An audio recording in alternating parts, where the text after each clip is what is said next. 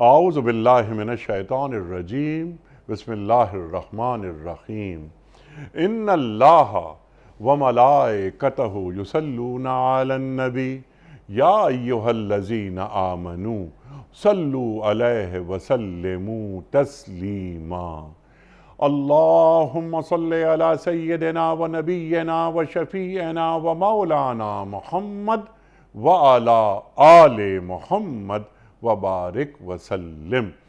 محترم خواتین و حضرات، السلام علیکم۔ پیام صبح کے ساتھ ایک بار پھر حاضر، میں ہوں آپ کا میزبان انیق احمد۔ خواتین و حضرات، پیر، منگل، بدھ اور جمعرات 4 دن ہوتے ہیں پیام صبح میں قرآن کریم کے مختلف آیات کو سیکھنے کے۔ ہمارے ملک کے جید علماء تشریف لاتے ہیں اور قرآن کریم کی ان آیات کے معنی، مفاہیم بالکل واضح کر کے آسان انداز میں ہم تک پہنچا دیتے ہیں۔ لیکن جمعہ اور ہفتہ 2 دن سوال و جواب کے لیے ہوتے ہیں۔ آپ اور ہم جانتے ہیں ان 2 دنوں میں ہم آپ کی جانب سے آئے ہوئے جو سوالات ہیں وہ یکجا کرتے ہیں اور اپنے عہد کے ایک جید مفتی صاحب کی خدمت میں پیش کرتے ہیں۔ آج کے ہمارے معزز مہمان محترم مفتی محمد نجیب صاحب۔ خواتین و حضرات، مفتی محمد نجیب صاحب ہمارے ملک کا ایک جانا مانا نام، کیا تعارف میں الفاظ ضائع کروں۔ ویژن ہے اور ویژن کو مشن بنانا اور پھر مشن کو عملی شکل میں اس کا اپلائی کرنا، اطلاق اس کا۔ مفتی صاحب نے بہت پڑھا، پاکستان میں پڑھا، پاکستان کے باہر پڑھا، ایک کیمبرج سسٹم کے اسکول کے پرنسپل ہیں، فارغ التحصیل ہیں دارالعلوم کراچی سے۔ مفتی محمد نجیب صاحب کو خوش آمدید کہتے ہوئے پروگرام کا آغاز اللہ تعالیٰ کے بابرکت نام سے۔ اعوذ باللہ من الشیطان الرجیم بسم اللہ الرحمن الرحیم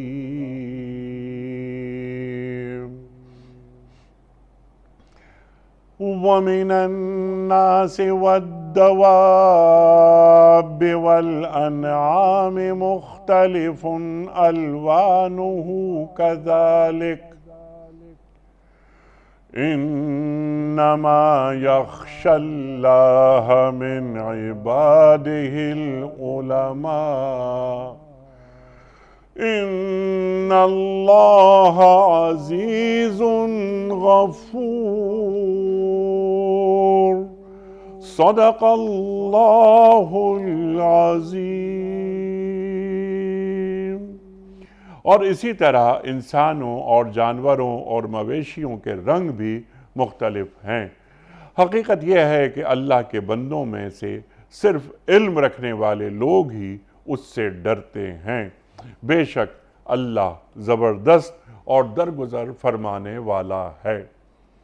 خواتین و حضرات، مفتی محمد نجیب صاحب کی خدمت میں آج کے پروگرام کے حوالے سے پہلا سوال۔ مفتی صاحب، دلشاد صاحب کا سوال ہے کراچی سے۔ نوجوان سوشل میڈیا کی کمائی کی طرف مسلسل جا رہے ہیں، ڈیفرنٹ اس کے انداز ہیں، آپ جانتے ہیں سب۔ وہ یہ پوچھ رہے ہیں کہ کیا یہ اس طرح کی کمائی حلال ہے؟ بسم اللہ الرحمن الرحیم نحمدہ و نصلی علی رسولہ الکریم۔ یہ سوال بہت اہم سوال ہے۔ جی ہاں۔ اور جو دلشاد صاحب نے یہ سوال اٹھایا ہے اس وقت، اس لیے یہ اہمیت اس کی اس وجہ سے ہے کہ بہت سارے واقعتاً بہت سارے نوجوانوں نے اس کو بطور پیشے کے اختیار کر لیا ہے۔ جی ہاں۔ لیکن اس میں ان حدود کی رعایت نہیں کی جا رہی جو چیزوں کو حرام کر دیتی ہیں۔ جی ہاں۔ ایک حلال کام حرام کیسے ہو جاتا ہے؟ جی۔ دیکھیں، آپ جب بھی کوئی اپنا یوٹیوب چینل بنائیں یا آپ کوئی ٹک ٹاک بنائیں یا آپ کوئی اور سوشل میڈیا کا کام کرتے ہیں تو چند اصول ضوابط تو موجود ہے نا۔ ایک پہلی اصول تو یہ ہے کہ اس کے اندر جھوٹ نہیں ہونا چاہیے، جھوٹ کا عنصر نہیں ہونا چاہیے۔ ظاہر سی بات ہے جھوٹ بول کے کمائی ہوگی تو حرام ہوگی۔ اور دوسری بات جو ہے وہ یہ ہے کہ آپ جو چیز پیش کر رہے ہیں اس کے اندر جو ہے وہ دھوکہ نہ ہو، تو آپ دھوکے کے ذریعے جو ہے وہ کچھ چیز نہ کر رہے ہوں، تو ڈسیپشن نہیں ہونی چاہیے اس کے اندر کوئی ایسی. اور پھر خاص طور پہ کوئی اس کے اندر فحاشی نہ ہو، کوئی ایسا فحاشی کا عنصر نہ ہو اس کے اندر، جو کہ ظاہر سی بات ہے وہ حرام ہے، اور فحاشی پھیلانے والوں پہ وعید ہے، بہت ہی سخت وعید ہے قرآن کریم کے اندر. تو آپ اس کے اندر فحاشی نہ ہو. پھر دوسری بات، ایک اور امپورٹنٹ بات یہ ہے کہ جو خبر آپ پہنچا رہے ہیں، اگر وہ خبر ہے آپ کا ایک نیوز چینل، تو آپ اس خبر کے اندر کسی کی تحقیر اور تذلیل کی آپ کو اجازت نہیں ہے، کہ آپ اس کی تذلیل نہ کر رہے ہوں، آپ اس کی اس درجے تحقیر نہ ہو کہ وہ تذلیل کو بھی کراس کر جائے اور آپ اس کو بے آبرو کر رہے ہوں، اور عزتوں کا لحاظ نہ رکھا جائے، اس کا پاس نہ رکھا جائے. پھر اس کے ساتھ ساتھ ایک اور اہم بات جو ہے وہ یہ ہے کہ آدمی جب یہ نیوز چینل نہیں ہے، آپ کا کوئی ٹک ٹاک ہے، کوئی ایسی چیز ہے، تو پھر اس میں خاص طور پہ جس چیز کا لحاظ رکھنا ضروری ہے وہ یہ کہ ہماری کچھ اپنی تہذیبی اقدار ہیں، ہماری اپنی کچھ روایات ہیں، ہماری اپنی کوئی زبان ہے، ہماری گفتگو کا سلیقہ ہے، گفتگو کا طریقہ ہے. اب آپ تو یہ ویڈیو بنا دیں گے، اور ایک بد تہذیب ویڈیو اگر بن گئی خدا نخواستہ، جس کے اندر ایک ایسی زبان استعمال کی گئی ہے جو فحاشی پہ مبنی ہے، یا جو انتہائی بازاری زبان ہے جس کے اندر گفتگو کا کوئی سلیقہ نہیں ہے اس کے اندر، آپ تو چلے جائیں گے، وہ تو چلتی رہے گی. تو ایک مفت کا جو ہے وہ گناہ بلذت ہے، آپ کو اس کے اندر شر جاریہ، اور یہ جو ہے وہ گناہ جاریہ ہوگا، یہ شر جاریہ چلتا رہے گا. آپ کے مرنے کے بعد بھی وہ تو چلتی رہے گی، وہ تو پریویل کرے گی، آپ کو تو اندازہ بھی نہیں ہوگا. اور پھر آپ اس کے ایک اور جو ایک پرسنالٹی پہ اثر پڑ رہا ہے کہ جب آپ اپنی پرسنل ویڈیوز اور سیلفیز اور وہ چیز، تو پھر آدمی کے اندر نارسزم بڑھ رہا ہے، نرگسیت جو ہے نا، وہ عجب جو ہے نا، وہ انسان کے اندر بڑھ رہی ہے. وجہ اس کی ہوتی ہے کہ آپ اپنی ہر چیز کی تشہیر کرنا چاہتے ہیں، جھوٹی ہو، سچی ہو، جیسی ہو، کسی کا مذاق اڑا کے ہو، کسی. اور پھر ایک اور بات، یعنی اگر آپ اس سوشل میڈیا کو سورہ حجرات کے سوشل کنڈکٹ کے اندر آپ دیکھیں، تو اب آپ دیکھیں اس کو کہاں رکھیں گے آپ اس کے اندر.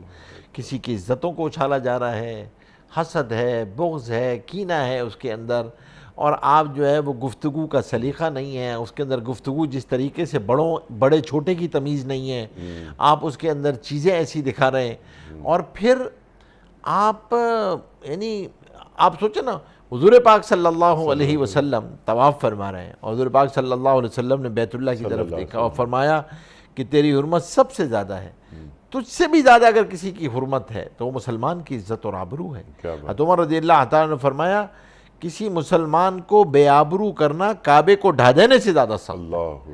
اب آپ دیکھیں کہ آپ اسی طریقے سے نہ کسی کی بہن محفوظ، نہ کسی کی ماں محفوظ، نہ کسی کی بیوی محفوظ، نہ بیڈ روم لائف محفوظ، آپ اس کی عزتوں کو ٹوہ میں لگے ہوئے، آپ اس کی، یہ بھی حرام ہے کسی کی ٹوہ میں لگنا. تجسس ولا تجسسوا، اس میں لگے ہوئے ہیں. بدگمانیاں اعلیٰ درجے کی ہیں جب آپ اس پہ قائم کر رہے ہیں، ان بعض الظن اسم، کہ یہ تو گناہ ہے. تو سوال یہ نہیں ہے، سوال ایسی جگہوں پہ جب آپ یہ حدود پار کرتے ہیں، لیمٹس کراس کرتے ہیں، تو پھر تو گناہوں کو پھیلا کے تو کمائی حلال نہیں ہو سکتی نا، گناہوں کے ذریعے سے تو کمائی حلال نہیں ہو سکتی. حلال اور حرام کے تو اپنے پیرامیٹرز ہیں.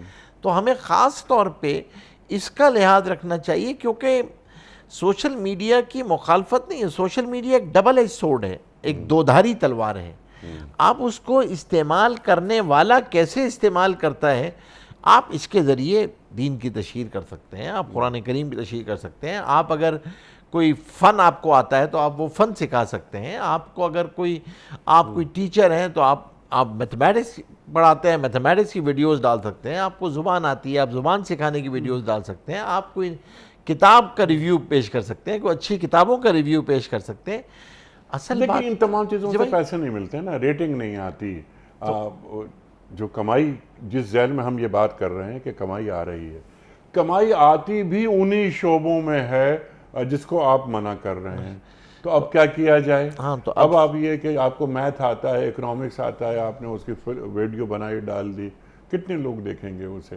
لیکن اگر جیسے آپ نے کہا نا، قرآن کریم کی آیت سورہ حجرات کا آپ نے حوالہ دیا، لا تجسسوا، تجسس نہ کرو، ٹوہ میں نہ رہو، لا یغتب بعضکم بعضا، غیبت نہ کرو. غیبت نہ کرو. اچھا غیبت کا تعلق تو کیونکہ ہمارے اس سوال سے ذرا نہیں بن پا رہا نا، لیکن اگر ٹوہ میں رہو گے تو اللہ کے رسول صلی اللہ علیہ وآلہ وسلم کا فرمان ہے کہ جو لوگوں کی ٹوہ میں رہتا ہے میں اس کو اللہ اس کو اس کے گھر میں ذلیل کر دیتا ہے. اللہ اکبر. تو ایک آدمی ٹوہ میں لگا ہوا ہے کہ کہیں کوئی موقع مل گیا، دور سے وہ زوم ووم لگا کر اس نے اس کو کیپچر کر لیے وہ لمحے اور اس کو ڈال دیا سوشل میڈیا پر. تو وہ جو آپ بات فرما رہے ہیں نا کہ اخلاقی جو پیرامیٹرز ہوتے ہیں ان کو ذہن میں رکھا جائے، بالکل درست ہے. اخلاقیات وہ ذہن میں ہو. تو جب اخلاقیات کو جب آپ پھیلاتے ہیں سوشل میڈیا کے ذریعے تو وہ آپ کو مال دے کے نہیں جاتی عام طور پر. تو ایسے میں کیا کیا جائے؟ دیکھیں پھر تو یہ طے کر لیا جائے نا کہ کیا میں اپنی عزتیں اور ایمان اور دین کو بیچ کر کمائی کروں گا؟ تو مسئلہ تو یہ حلال حرام کا سوال تو وہیں سے اٹھے گا جس کے نزدیک اس کی اہمیت ہے. تو آپ کیونکہ ایک اور بات جو میں نے آپ سے کہا کہ ڈبل ایج سورڈ ہے، یہ بنیادی بات یہ ہے کہ آپ اس کے ذریعے سے یہ ایک بہت بڑا اسٹیک ہولڈر ہے معاشرے میں ڈسکورس ڈیولپ کرنے کا. معاشرے کا بیانیہ تبدیل ہو رہا ہے. بالکل ٹھیک ہے، بالکل. اور آپ اپنا حصہ ڈال رہے ہیں اس کے اندر، تو آپ اپنے گناہ میں ایک حصہ ڈال رہے ہیں. آپ اپنا اگر آپ کرنا چاہتے ہیں، میں کہتا ہوں آپ مزاح کریں، ٹھیک ہے، لیکن مزاح میں جو ہے نا وہ مزاح کی بھی ایک حد ہے، اس حد کو کراس نہ کریں. ٹھیک ہے. مطلب بذات ہی سوشل میڈیا کی کمائی حلال ہے. سوشل میڈیا کی کمائی حلال ہے اگر آپ کو ان پیرامیٹرز کے اندر رہتے ہوئے جو پیرامیٹرز شریعت نے آپ کو دیے ہیں، اور اس کے اندر میں تو کہتا ہوں اور کوئی کرے نہ کرے، بیسک پہلے بس ایک ہی چھنی لگا لے ڈیو ڈیلیجنس کی، اور وہ سورہ حجرات کی سوشل میں آپ اس سے گزار لیں اس کو، جو بھی آپ کی کلپ ہے، جو بھی آپ چیز بنانے جا رہے ہیں. اور کبھی اپنے آپ سے سوال بھی ضرور کر لیں کہ کیوں کرنے جا رہے ہیں یہ، ٹھیک ہے، اس سے کیا حاصل کریں گے آپ. ٹھیک ہے. اگر آپ کی دیکھو نیت بڑی ہوگی تو ایک بہت چھوٹی سی ویڈیو سے ایک آپ ہو سکتا ہے ون لائنر میسیج ہو، لیکن آپ کی اگر نیت خالص ہے، نیت اچھی ہے، تو اس کا اثر بھی جو ہے وہ بہت بڑا پڑے گا، کیونکہ اللہ کے ہاں قبول ہو جائے گی، وہ چل پڑے گی وہ چیز. تو اصل چیز یہ ہے کہ اللہ تبارک و تعالیٰ کو رازق ماننا. اللہ کو رزق دینے والی ذات اللہ کی ذات ہے، اور اللہ تبارک و تعالیٰ نے انشاءاللہ اگر کوئی خدا نہ خواستہ اگر کوئی آ گیا ہے اس کے اندر، تو اگر وہ آئے گا تو اللہ تبارک و تعالیٰ حرام کو چھوڑے گا، حرام کو چھوڑ کر حلال کی طرف آ رہا ہوگا. تو حضرت علی کرم اللہ وجہہ نے فرمایا کہ اللہ اس کو حلال کی لذت عطا فرمائے گا. He can taste it. اس کو مزہ آئے گا، اس کو دل کا سکون اطمینان محسوس ہوگا، ورنہ پریشانیاں آئیں گی. دیکھیں حرام کسی کو راس نہیں آتا. حرام اگر آئے گا آپ حرام کمائی کر بھی لیں گے. آپ والی بات جو آپ نے ابھی کہی کہ یہ بکتا نہیں ہے، بکتا وہ ہے کہ جس کو آپ کہہ رہے ہیں یہ حرام ہے. تو اب اگر وہ حرام بک رہا ہے تو بھائی جب وہ حرام آئے گا تو وہ اپنے ساتھ پریشانیاں لائے گا. وہ حرام تو کسی کو راس نہیں آتا. حرام اور فرما بردار اولاد ایک جگہ جمع نہیں ہوتی. اور یہ بتانا اس وقت ماں باپ کو اور اساتذہ کو ضروری ہے کہ بہت چھوٹے چھوٹے بچے یہ سمجھ رہے ہیں. اب ایک مائنڈ سیٹ یہ بن گیا کہ بھائی پڑھنے کی ضرورت نہیں ہے نا، یہ ایک پیسہ ہی کمانا ہے نا، پڑھائی کر کے بھی تو پیسہ ہی کمائیں گے. تو رول ماڈلز تبدیل تو آپ کے پاس رول ماڈلز تبدیل ہو رہے ہیں، بچوں کے لیے رول ماڈلز تبدیل ہو رہے ہیں، کیریئر پاتھ تبدیل ہو رہا ہے. تو اب اگر آپ کیونکہ ایک نقصان یہ ہوا تھا کہ آپ نے تعلیم کا مقصد تعمیر شخصیت یا شخصیت سازی رکھا ہی نہیں تھا، پیسہ کمانا رکھا تھا. تو اس نے کہا بھائی تعلیم میں بی اے کیوں کروں گا، گریجویشن کیوں کروں گا، ماسٹرز کیوں کروں گا، کیوں؟ آپ نے کہا آپ کو اچھی نوکری ملے گی، پھر کیا ہوگا کہ پیسے ملیں گے. کہتے پیسے تو میں اس سے بھی کما لوں گا اگر پیسہ ہی کمانا ہے. تو آپ نے بنیادی طور پہ یہ مائنڈ سیٹ اس بچے کا کلیئر کرنا ہے کہ دیکھو پیسہ کمانا مقصود نہیں ہے، اس سے جو تمہاری شخصیت بنے گی نا، جو پرسنالٹی پرسونا آپ ڈیولپ کر رہے ہیں اس بچوں کا، اس سے ویسٹ پریشان ہو چکا ہے، اس سے دنیا پریشان ہو گئی ہے، اس وقت بہت پریشان ہو گئی ہے. انہیں نظر آ رہا ہے کہ آپ جو ہے نا وہ ایک غلط راستے پہ چل پڑے. ٹھیک ہے، حلال اور حرام کی یہ جائز ہے، یہ ناجائز ہے. ان پیرامیٹرز کو سامنے رکھ کر، پیرامیٹرز کو اور یہ فلٹر یہ لگتے ہیں تو پھر یہ کمائی جائز ہے. میں ایک بروکر ہوں، خلیل صاحب کا سوال ہے، وہ بروکر تو ہیں لیکن ان کا کام کیا ہے؟ ان کا کام یہ ہے کہ وہ فائلز کو بیچتے ہیں اور فائلز کو بیچ کر اس پر سودے کرا دیتے ہیں. بیانہ وہ لیتے ہیں اور بیانہ لے کر وہ سودے کرا دیتے ہیں. کیا اس طرح فائل بیچنا، بیانہ لے کر بس وہ ہوا میں سودے کرا دینا ایک چیز سامنے نہیں ہے؟ وہ یہ کہتے ہیں کہ میرے کچھ دوستوں نے مجھ سے یہ کہا ہے کہ یہ حرام ہے، یہ حلال ہے یا حرام؟ دیکھیں اس میں جو سوال کیا گیا ہے، پہلی بات تو یہ سمجھنی چاہیے کہ یہ جو بروکر ہے یا ایجنٹ ہے، یا عربی میں اس کے لیے لفظ اس میں سمسار آتا ہے، یہ جو کام ہے یہ کب جائز ہوتا ہے؟ بروکری اس چیز کی جائز ہے جو کام فی نفسہ ہی جائز ہے. جو کام فی نفسہ ہی جائز نہیں ہے اس کی بروکری بھی جائز نہیں ہے. پہلا اصول تو یہ سمجھ. ٹھیک ہے. اب آتے ہیں ان کی ٹرانزیکشنز کی طرف، جو انہوں نے کچھ ٹرانزیکشنز بتائی ہیں. بظاہر ان کی سوال سے یہ لگتا ہے کہ یہ ریئل اسٹیٹ بروکر ہیں کوئی. جی. تو اب اچھا، اب کیونکہ بروکری ایک ایسی چیز ہو گئی ہے جو کئی جگہوں پر اب آ گئی ہے اور کئی جگہوں پہ یہ آنا شروع ہو گئی ہے، تو اب یہاں پہ ریئل اسٹیٹ کے اندر اگر وہ فائل کس چیز کی بیچے، دو چیزوں کی ہو سکتی ہے. مثال کے طور پہ میں وہ بروکر ہوں، آپ نے ایک جگہ پر ایک پروجیکٹ بن رہا ہے، اس کے اندر ایک فلیٹ بک کرایا، ابھی پروجیکٹ کا آغاز نہیں ہوا ہے اور وہ فلیٹ 10ویں منزل پہ ہے، اس کی فائل انہوں نے آپ کو دے دی فار ایگزامپل. اب آپ میرے پاس آتے ہیں کہ نجیب صاحب بھائی یہ فلاں پروجیکٹ ہے، اس کی ایک فائل میرے پاس ہے، آپ یہ فائل بکوا دیں. تو یہ فائل میں ایک ایسی چیز کی بیچنے جا رہا ہوں جس کا ابھی وجود بھی نہیں ہے. ٹھیک ہے، کیونکہ یہ جو آپ کی ٹرانزیکشن ہے اس پروجیکٹ ڈیولپر کے ساتھ جس نے یہ پروجیکٹ بنانا ہے، 10 منزلہ فلیٹ کی عمارت کھڑی کرنی ہے، یہ ٹرانزیکشن آپ کی استثناء کی ٹرانزیکشن ہے. آرڈر ٹو بلڈ ہے، آپ نے اس کو بنانے کا آرڈر دیا ہے. آرڈر ٹو بلڈ میں جب تک چیز آپ کے قبضے میں نہ آئے آپ اس کو آگے نہیں بیچ سکتے. اب چیز آپ کے ہی قبضے میں نہیں ہے تو آپ کو بیچنا جب جائز نہیں ہے تو مجھے اس کی بروکری کیسے جائز ہوگی؟ کیونکہ ٹرانزیکشن اٹ سیلف خود آپ کی ہی ٹرانزیکشن جائز نہیں ہے، تو میں فائل کیسے بیچوں گا؟ تو مجھے اس پہ کمیشن لینا بھی جائز نہیں ہوگا. یا یہ فائل کسی ایسے ریئل اسٹیٹ ڈیولپر کی ہے جس نے کوئی زمین لی ہے 20-25 ایکڑ اور وہاں پہ وہ کالونی بنانے چاہتے ہیں، لیکن ابھی اس کا کوئی نقشہ نہیں ہے، ابھی اس کے کوئی فلیٹس نہیں ہیں. ایک انہوں نے 500 گز کی فائل آپ کو دے دی ہے کہ اس جو ہمارا پروجیکٹ آ رہا ہے، یہ کالونی آ رہی ہے، اس کے اندر 500 گز آپ کے ہیں. یہ 500 گز کہاں پر ہیں یہ ابھی طے نہیں ہے، لیکن فائل ہے اس کی، آپ حقدار ہیں 500 گز کے. یہاں بھی وہی مسئلہ ہے، کیونکہ زمین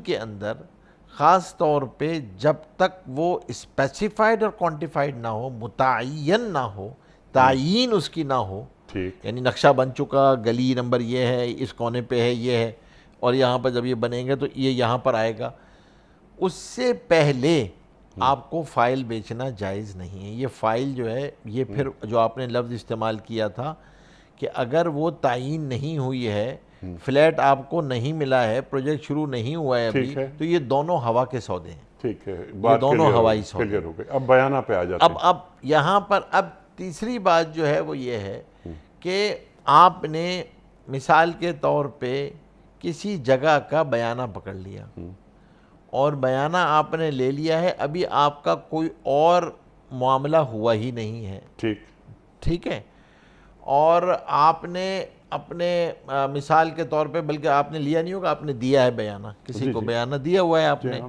اور بیانہ دے کر آپ کو اس نے ایک فائل، ایک پیپر بنا کے دے دیا ہے، اور آپ نے ابھی مزید پیسے دینے ہیں. ابھی اس نے کوئی کانٹریکٹ بھی نہیں کیا، زمین آپ کے، مکان آپ کے حوالے بھی نہیں کیا، اس نے ابھی کچھ بھی نہیں کیا اس نے. تو اس صورت میں اگر یہ آفر ایکسیپٹنس سے پہلے ہوا ہے، آپ کے کانٹریکٹ سے پہلے ہوا ہے یہ سب کچھ، اور آپ نے صرف ایک ٹوکن اس کو تھمایا ہے، تو اس ٹوکن پہ بے نہیں ہو سکتی، اس ٹوکن پہ میں نہیں بیچ سکتا. اچھا، اور مسلسل ہو رہا ہے آپ کے پاس تو اس وقت تو مسلسل یہی ہو رہا ہے. یہ ہو رہا ہے. اور آپ جو اس وقت سب سے بڑی چیز دیکھیں، انیک بھائی شریعت نے تجارت میں جی جو ایک بہت بڑا بند باندھا ہے نا جوئے کو روکنے کے لیے، وہ ہے قبضہ. ٹھیک. اسٹاک ایکسچینج میں بھی یہی ہے، آپ قبضہ جب تک نہیں کریں گے، اسی لیے قبضہ کہتے ہیں T+2.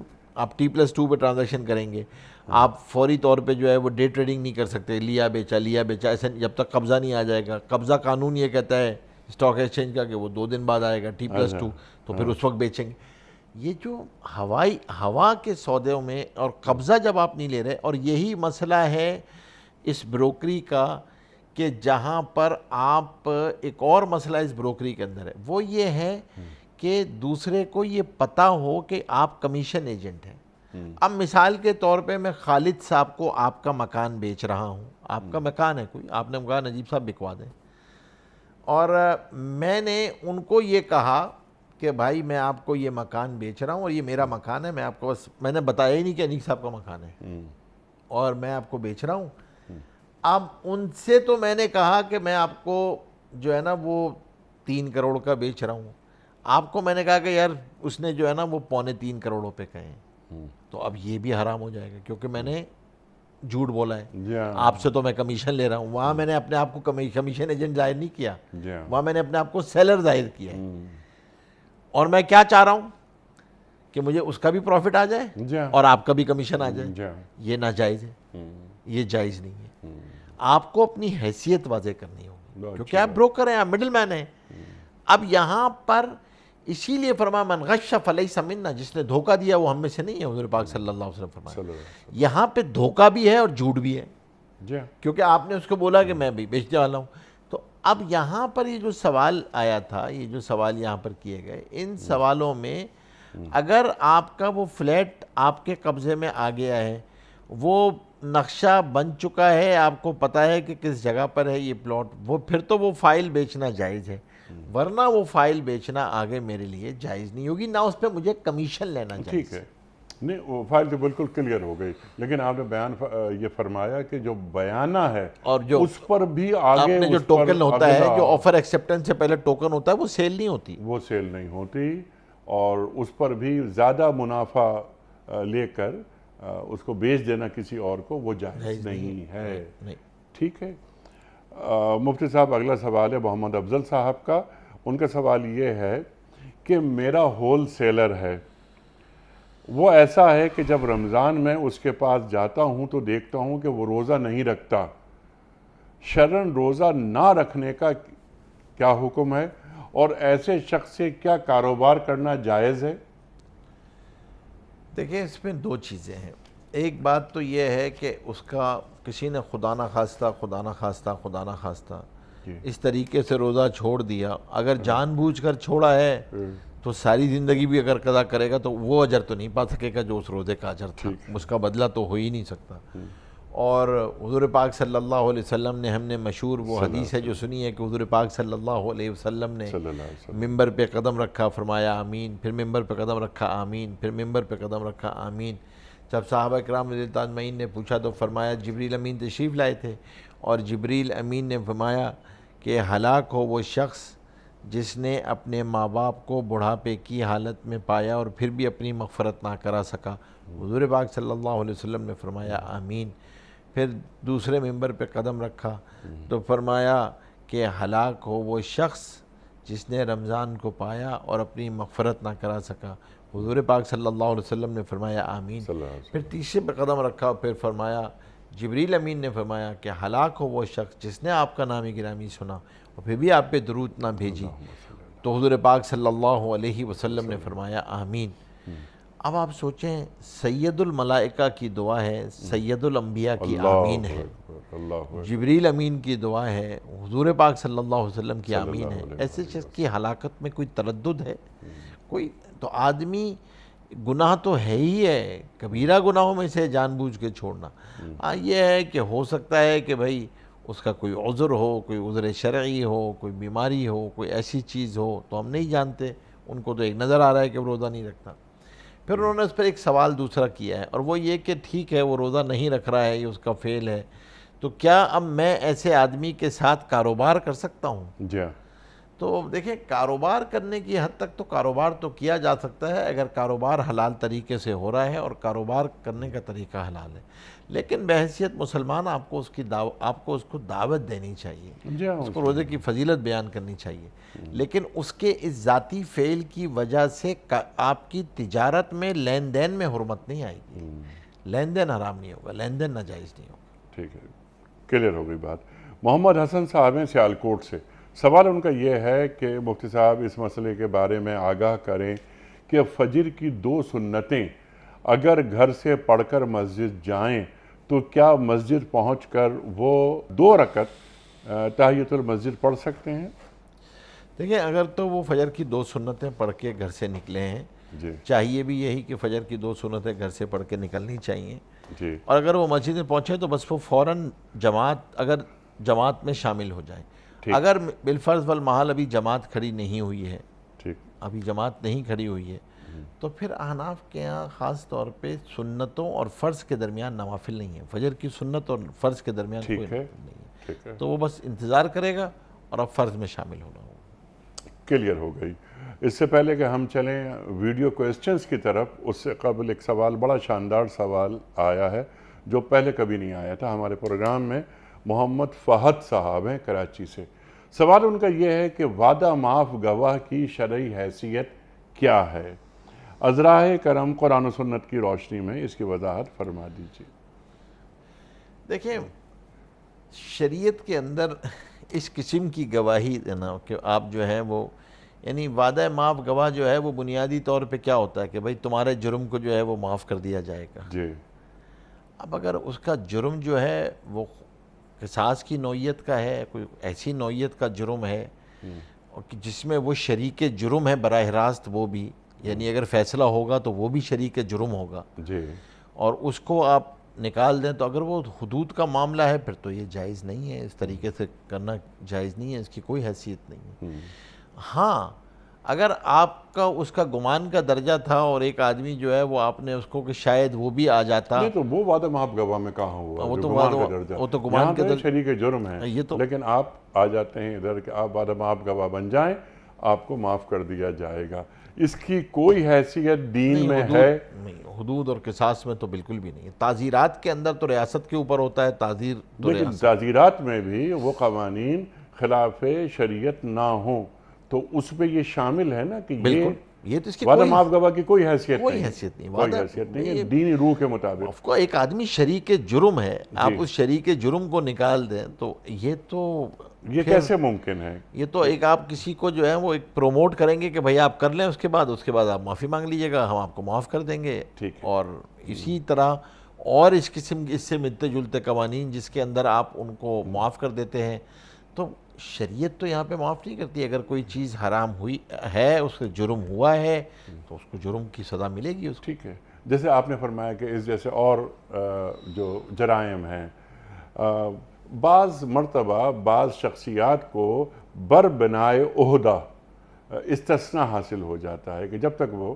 مثال کے طور پر یہ صدر مملکت ہیں تو تب تک ان پر کوئی جرم ان پر ثابت نہیں، مقدمہ نہیں چلے گا، کوئی ان پر دفعہ نہیں لگے گی، تو اب وہ 5 سال فرض کیجئے وہ صدر رہتے ہیں اور ان کو استثناء حاصل رہتا ہے، تو یہ استثناء دین اس کی اجازت دیتا ہے؟ کوئی استثناء نہیں۔ آپ خلفائے راشدین کی زندگی اٹھا لیں اور ان مستثنیات کو تلاش کر کے دکھا دیں کسی کی زندگی میں بھی، کہیں بھی آپ کو نہیں ملیں گے، ایسے کوئی مستثنیات نہیں ہیں۔ دیکھیں گورننس قائم ہونے میں اگر کوئی چیز آڑے آتی ہے نا تو شریعت اس کو ایکسیپٹ نہیں کرتی، کیونکہ یہ تو آپ گورننس ہی نہیں قائم کر سکتے نا، اتنی ساری ایکسیپشنز کی چوپٹ دروازہ کھول کے گورننس قائم نہیں ہوتی۔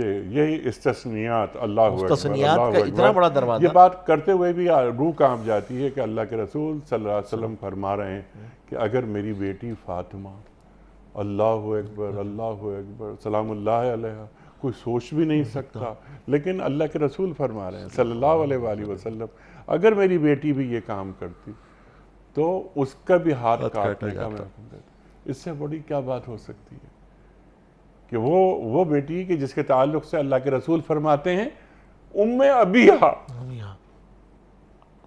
اب اس کے بارے میں حضور پاک صلی اللہ علیہ وسلم نے یہاں تک آپ دیکھیں نا مثال میں کس چیز کو لے کر آئیں گے، کل کوئی یہ نہ سمجھے کہ یہ بری ہوں گے اس سے. تو آپ خاص طور اور کوئی خاتون جو ہے وہ عمر سے پوچھ سکتی ہیں کہ تمہارے پاس یہ چادر کہاں سے آئی، مجمع میں پوچھ سکتی ہیں کہ یہ کہاں سے آئی تمہارے پاس. تو غنیمت میں تو یہ تقسیم نہیں ہوئی. آپ سوچیں نا کہ یہ یعنی اتنا اپنے آپ کو سامنے لوگوں کے پیش کرنا کہ بھائی کوئی بھی آپ چیلنج اگر کرنا چاہے تو وہ چیلنج کر لے. تو مستثنیات ایکسیپشنز نہیں ہوتی، کوئی نو ایکسیپشنز شریعت میں نہیں ہے. شریعت نقطہ نظر یعنی سے ہمارے یہاں شریعت میں جہاں پر 97-98% مسلمان رہتے ہیں، جہاں ہمارا آئین ہمارے قوانین شریعت کے خلاف نہیں جا سکتے، اور وہاں دیکھیے کہ استثناء دیا جاتا ہے. حضرت عمر کی آپ نے مثال دی، اللہ اکبر رضی اللہ تعالیٰ عنہ، کہ ان سے کہ یہ آپ کا قد و کاٹ تو بہت بلند ہے نا، تو یہ تو آپ کا کرتا نہیں بن سکتا تھا. اللہ اکبر. تو یہ بتائیں یہ کیسے؟ تو بتانا پڑا کہ میں نے ایک چادر اپنے بیٹے سے لے لی تھی، ان کو جوڑ کر اپنا کرتا بنایا. اللہ اکبر. تو حضرت عمر اللہ اکبر یہ اکاؤنٹیبلٹی کے معیارات، جی بالکل، یہ خشیت خداوندی کے معیارات ہیں کہ جب آپ کے سامنے یہ ہوتا ہے کہ اللہ مجھے جہاں دیکھنا چاہتے ہیں میں وہیں رہنا، وہیں رکھ. پھر آدمی کے سامنے جب یہ فکر غالب ہوتی ہے نا تو پھر اس کو کوئی پرواہ نہیں ہوتی. پھر وہ محاسبے سے نہیں ڈرتا ہے. وہ محاسبے سے نہیں ڈرتا، کیونکہ خود احتسابی اس کی خشیت کی بڑھوتری میں بنیادی سبب ہوتی ہے. اس کی خشیت بڑھتی رہتی ہے اور اللہ سے محبت بڑھتی رہتی ہے. تو یہ خود احتسابی کا سفر وہ جاری رکھتا ہے. کوئی اس میں معاون بنتا ہے تو اس کے اوپر تنقید نہیں کرتا. یہ ہے بنیادی بات. سبحان اللہ سبحان اللہ سبحان اللہ سبحان اللہ. مفتی صاحب کچھ ویڈیو کوئسچنز آپ کی خدمت میں. پہلا سوال مفتی صاحب کے لیے. السلام علیکم مفتی صاحب، میرا آپ سے سوال یہ ہے کہ کیا اسلام نے کاروبار میں کوئی منافع کی حد مقرر کی ہے؟ کئی دفعہ یہ سوال آ چکا ہے، ارشاد فرمائیں. اسلام میں بنیادی طور پہ منافع کی جو ہے نا وہ حد آپس میں خرید و کرتے ہوئے کوئی بھی نہیں ہے. ہاں ریاست کو یہ اختیار حاصل ہے کنٹرول کرے کہ وہ پرائزز کو کنٹرول کرے، اور پرائزنگ کنٹرول تسعیر جو ہے وہ بنیادی طور پہ ریاست کا حق ہے. جی ہاں تو وہ کر سکتی ہے. بالکل سر. اگلا سوال. السلام علیکم مفتی صاحب، یہ میرا سوال یہ ہے کہ یہ تسبیح ہاتھ میں پکڑنا فیشن بن گیا ہے. لوگ باتیں بھی کرتے رہتے ہیں، تسبیح ہاتھ میں گھماتے رہتے ہیں، دانے بھی پڑھتے رہتے ہیں. کیا یہ طریقہ ٹھیک ہے؟ مفتی صاحب اہم سوال. دیکھیں اصل میں تسبیح جو ہے وہ اس طریقے سے ہاتھ میں لینا اور تسبیح کو فیشن کے طور پہ پڑھنا، یہ جو اس نے کہا ہے یہ بات تو بالکل صحیح ہے کہ یہ غلط طریقہ ہے. اگر آپ تسبیح پڑھ رہے ہیں تو پھر آپ خاموش رہیں، یا آپ دل میں ذکر کر رہے ہوں تب بھی بات صحیح ہے. لیکن یہ نہیں ہو سکتا کہ آپ زبان سے گفتگو کچھ اور کر رہے ہوں اور آپ کی تسبیح چل رہی ہو، تو یہ غلط ہے. ہاں تسبیح کو لینا، ایک مشائخ کے یہاں ایک نام تسبیح کا مذکرہ ہے کہ جب یہ ہاتھ میں ہوتی ہے تو یہ ذکر کو یاد دلاتی ہے کہ آدمی کو ذکر یاد آ جاتا ہے. آدمی ذکر تو انگلیوں پہ بھی کر سکتا ہے، آدمی انگلی کے پوروں پہ بھی کر سکتا ہے. لیکن یہ فیشن کہ اپنے ہاتھ میں رکھنا اور ہاتھ میں گفتگو کر رہا ہو اور تسبیح چل رہی ہو، یہ غلط ہے، یہ بے ادبی ہے. یہ بے ادبی ہے. یہ بے ادبی ہے بالکل. کیونکہ آدمی لگ رہا ہے نا، دوسرے کو لگ رہا ہے کہ یہ تسبیح کیا کر رہا ہے، وہ تو گفتگو مجھ سے کر رہا ہے، موضوع تو کوئی اور ہے، یہاں تو کوئی اور چیز کا ذکر ہی نہیں ہو رہا. ٹھیک ہے. اچھا مفتی صاحب یہاں پر ایک سوال، یہ میرا سوال میرے ذہن میں پیدا ہوتا ہے کبھی کبھار. میں نے کہا میں رکھوں آپ کی خدمت میں.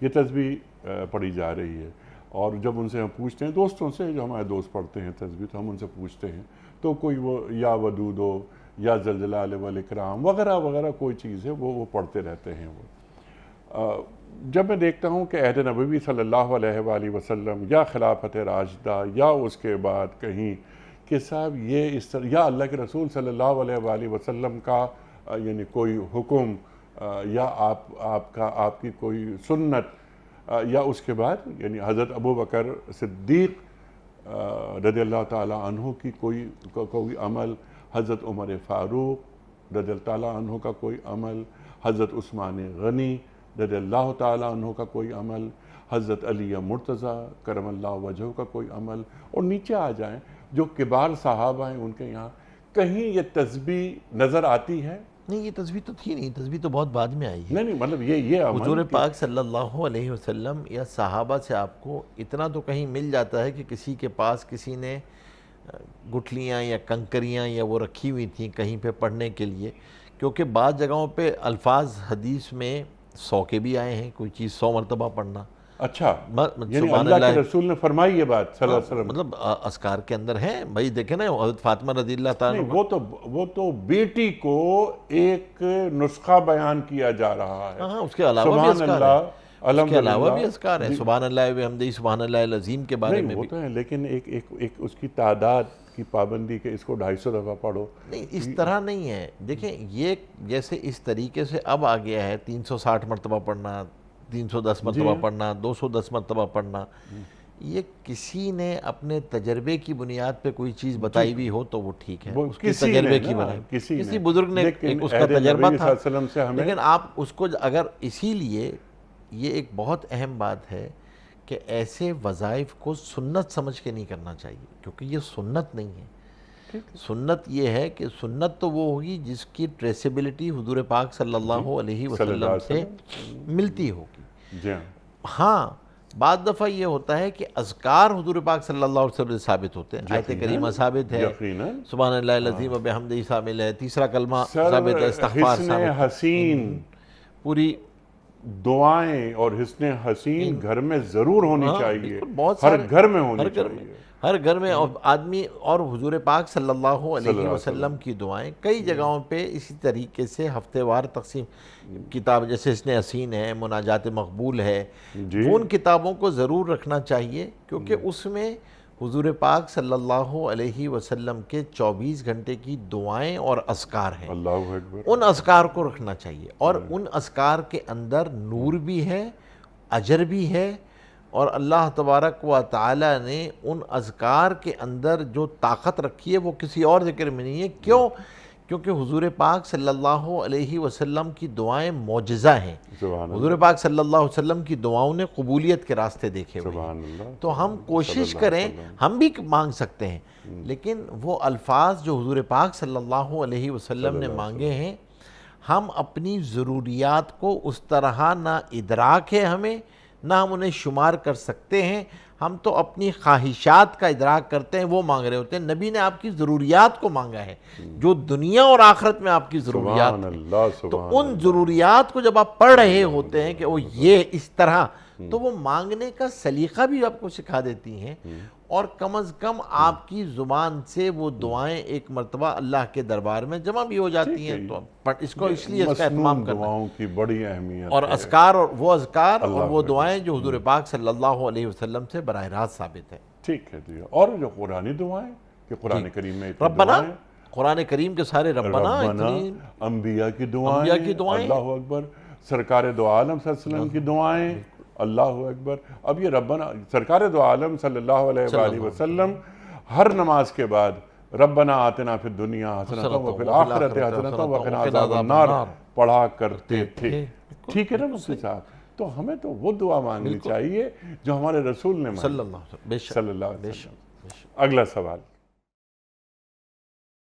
السلام علیکم مفتی صاحب، میرا آپ سے سوال ہے، کیا یہ اسلامی حکم ہے کہ مرد جو ہے وہ باہر کے معاملات کو سنبھالے گا اور جو عورت ہے وہ گھریلو معاملات کو سنبھالے گی؟ مفتی صاحب میرا خیال ہے کہ بہت اچھا سوال آیا ہے، یہ ارشاد فرمایا تھا کہ بڑے یعنی یہ کنفیوژنز ہے نا پھیلے رہتے ہیں کہ کفالت کس کی ذمہ داری ہے، مرد کی یا عورت کی، دین کیا فرماتا ہے؟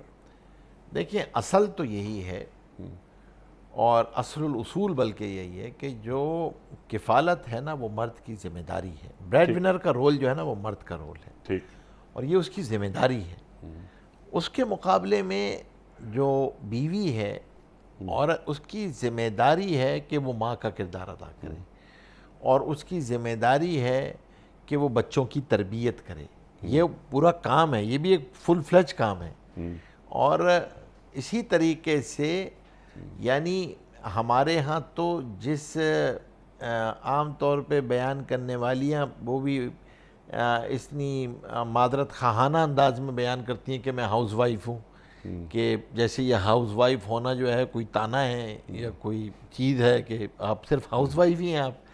لیکن یہ بہت بڑی ہماری معاشرے کی غلطی، کیونکہ وجہ اس کی ہے کہ وہ تو آپ کی جو نسل کی تعمیر ہے وہ ایک ماں نے کرنی ہے، اور اگر اس ماں نے 1 گھنٹہ دینا ہے اپنے بچے کو تو ممتا کیا متاثر ہو، وہ ممتا تو منتقل ہی نہیں ہوگی اس پر، وہ تربیت کی کیا خد و خال وہ دیکھے گی.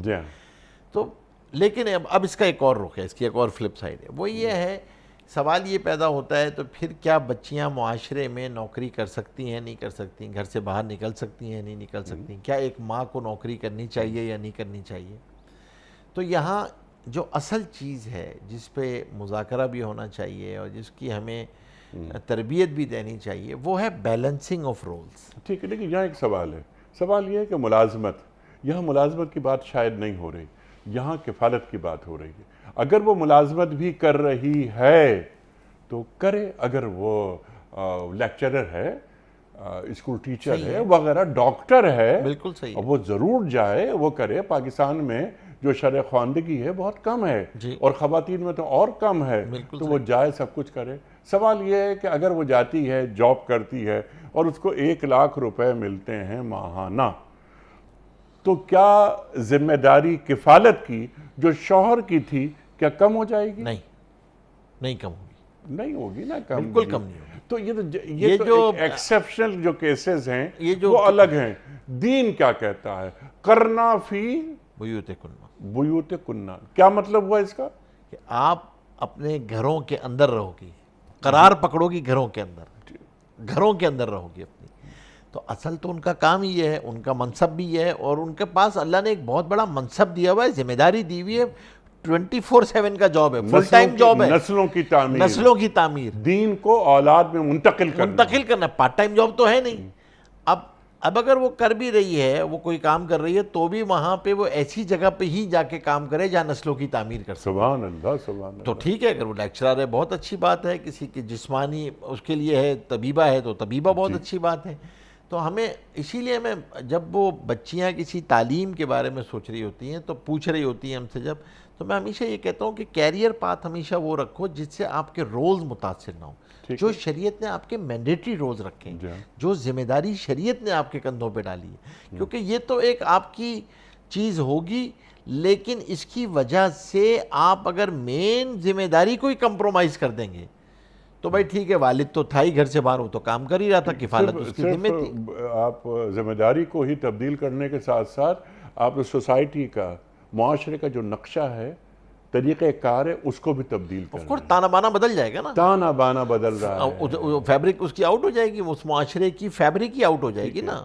یہ ابھی جو آپ نے بات فرمائی تھی نا، بڑی شاندار بات، کہ جو ممتا ہے وہ خاتون آتی ہیں شام کو دفتر سے اور آ کر وہ اولاد سے مل رہی ہیں. اگر وہ دن بھر اولاد کے ساتھ رہتی تو ایک جو لمس کی جو قوت ہوتی ہے نا، اولاد، آج سائنس، ماڈرن سائنس یہ بات کہتی ہے کہ جب ماں اپنے بچے کو دودھ پلاتی ہے یا اس کو چپٹاتی ہے، اپنے گلے سے لگاتی ہے، تو بچے میں جو عدم تحفظ کا احساس ہے وہ ختم ہو جاتا ہے نا، کہ یہ ایک پروٹیکشن حاصل ہو گئی اسے.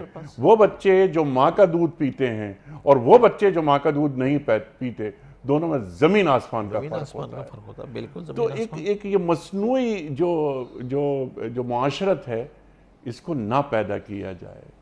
اللہ کے، بلکہ اللہ کے رسول صلی اللہ علیہ وسلم تو کیا قرآن کیا فرما رہا ہے اور دودھ پلانے کے حوالے سے، کہ بچوں کو 2.5 سال 2 آیات آئی ہے نا، یہ تو 2 سال تو آپ کو پلانا ہی پلانا ہے بچوں کو دودھ، آپ محروم کر رہے ہیں. اچھا، وہ عورت جو جا رہی ہے کفالت، ایک بات اور مفتی صاحب، اس میں کنفیوژن نہ رہے، کہ اگر مجبوری ہو گئی، شوہر کا انتقال ہو گیا، گھر میں کوئی نہیں ہے، اب کفیل نہیں، اب وہ ایکسیپشن، وہ الگ. دیکھیں ایکسیپشن جو ہے نا وہ نارمل سینیریو پہ نہیں آ سکتی، وہ تو پھر آپ کے لیے، وہ تو شریعت نے آپ کو عدت میں گنجائش دی ہوئی ہے، وہ تو آپ کو ایسی جگہوں پہ ایکسیپشنز دی ہوئی ہیں. وہ اگر آگے جو بیوہ کے احکامات ہیں وہ عام عورت کے، دیکھیں ایکسیپشنز کو جو ہے نا اس پہ قیاس نہیں کرنا چاہیے.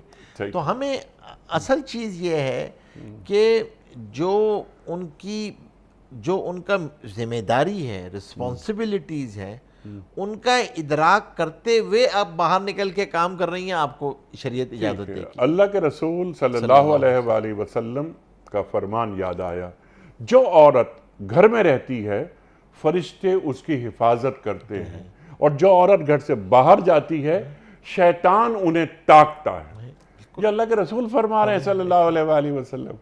بے شک بالکل صحیح ہے۔ تو ہمیں خاص طور پہ اس کا لحاظ رکھنا چاہیے، اور بچیوں کو اپنے کیریئر پاتھ کے اندر تعلیم کے انتخاب میں اس کا لحاظ رکھنا چاہیے کہ میری ذمہ داریاں جو ہیں وہ میں ادا کر سکوں اس تعلیم کے ساتھ، اور اگر مجھے کام بھی کرنا پڑے تو میں معاشرے کی کوئی تعمیری خدمت کروں، لیکن وہ اس پر نہ ہو کہ میرا اپنا مین رول ہی جو ہے وہ کمپرومائز ہو جائے۔ کمپرومائز ہو جائے۔ اور جس سوسائٹی، جس طرح آپ نے کہا سماجی تانے بانے، سوشل انجینئرنگ جسے اب ہم کہنے لگے ہیں، جن معاشروں کی ہم تعمیر کر رہے ہیں، کیا ایسے معاشرے اللہ کے رسول صلی اللہ علیہ وآلہ وسلم کے نزدیک پسندیدہ ہیں؟ کیسے؟ ظاہر سی بات ہے، آپ وہ کیا نسل نکالیں گے جو اس کی وہ کیا چیز ہوگی؟ تو وہ اصل میں تو یہی بات ہے نا، امپورٹنٹ بات ہے کہ اگر ماں اس تربیت پہ وقت ہی نہیں لگائے گی، ممتا وقت ہی نہیں لگائے گی، تو ماں کی عظمت اور ماں سے جو چیز منتقل ہونی تھی وہ منتقل کیسے ہوگی؟ وہ تو ایک اب یہ آخری سوال آپ کی خدمت میں اسی ذیل میں کہ وہ جو مسلمان امتی خواتین جو اپنے رسول سے محبت کرتی ہیں صلی اللہ علیہ وآلہ وسلم، ان کا عمل ہم یہ دیکھتے ہیں، آج خواتین کی تعداد دن بدن بڑھتی جا رہی ہے جو گھروں سے باہر نظر آتی ہیں۔ ان کی اپنی ذمہ داری کہ وہ سوچیں اس حوالے سے، نمبر 1۔ نمبر 2، وہ مرد جن کی اجازت سے خواتین گھر سے باہر جا رہی ہیں تاکہ گھر کی معیشت مضبوط ہو، گھر کی معیشت مضبوط ہو۔ بھائی تنخواہ آ رہی ہے نا، اکیلے کی تنخواہ آ رہی ہے، میری بیوی بھی جائے گی اور جا کر کام کرے گی، شام کو گھر آئے گی، تو تنخواہیں 2 ہو گئی نا۔ اب اس کے عوض تنخواہیں آ تو رہی ہیں، گھر سے جا کیا رہا ہے؟ تو ان مردوں کی ذمہ داری بھی کچھ ہے۔ اصل بات تو ذمہ داری تو ہے ہی مردوں کی نا، اصل تو ذمہ داری ہی مردوں کی ہے۔ یہ ساری کی ساری کہانی شروع تو بیشتر کیسز میں وہیں سے ہوتی ہے۔ خواتین خود اپنی مرضی سے تو باہر نہیں نکلتی، وہ بیشتر بچیاں وہ ہیں کہ جب ہم ان سے بات ہوتی ہے تو وہ مشورہ کرتی ہیں، وہ اکثر یہی کہہ رہی ہوتی ہیں کہ بھئی ہم تو مجبوری میں نکلے، ہمارے شوہر کہتا ہے کہ آپ بھی کماؤ، دونوں کمائیں گے، جب کام چلے گا، اس کے بغیر تو کام نہیں چلے گا۔ اس مرد کو بھی تو اب اصل تو اس مرد کو سمجھنا چاہیے کہ وہ کیا کر رہا ہے، اور وہ بھی ایک دن ملاقات کرے گا اللہ کے رسول صلی اللہ علیہ وسلم سے کہ جن سے وہ دل و جان سے محبت کرتا ہے۔ تو ایک چیز یہ ہوتی ہے کہ قولی اقرار، عملی انکار۔ تو قولی اقرار ہو رہا ہے کہ ہماری بڑی محبت ہے اپنے رسول سے صلی اللہ علیہ وسلم، ہم بڑی محبت کرتے ہیں اللہ سے، لیکن اللہ تعالیٰ اور اللہ کے رسول صلی اللہ علیہ وآلہ وسلم کے احکام کی پامالی وہ بھی ساتھ ساتھ چل رہی ہے۔ تو ایسا نہیں ہو سکتا، ایسا نہیں ہو سکتا۔ یعنی حزب اللہ اور حزب الشیطان 2 الگ الگ ہیں۔ قرآن فرقان ہے، قرآن تمہارے حق میں دلیل ہے یا تمہارے خلاف دلیل ہے، ایک طرف۔ ایسا نہیں کہ یہ بھی ٹھیک اور یہ بھی ٹھیک، ایسا نہیں۔ یہدی بہ کثیرا ویضل بہ کثیرا۔ سبحان اللہ، سبحان اللہ۔ مفتی صاحب میں آپ کا بڑا ممنون، بڑا شکر گزار، آپ تشریف لائے اور ہمیشہ کی طرح آج بھی ہم نے آپ سے بہت سیکھا۔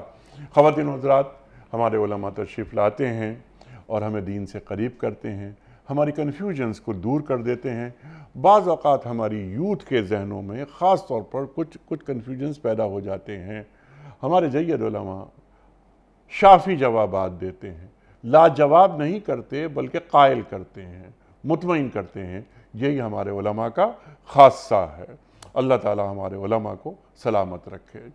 اختتام ہوتا ہے پیام صبح کا روزانہ ایک قول پر، اور وہ قول ہوتا ہے صاحب نہج البلاغہ امیر المومنین حضرت علی مرتضیٰ کرم اللہ وجہہ کا۔ آپ فرماتے ہیں سچا شخص نجات و کرامت کی بلندیوں پر فائز ہوتا ہے۔ سچا شخص نجات اور کرامت کی بلندیوں پر فائز ہوتا ہے۔ سبحان اللہ سبحان اللہ۔ اپنے میزبان انیق احمد کو کل تک کے لیے اجازت دیجیے۔ خدا حافظ۔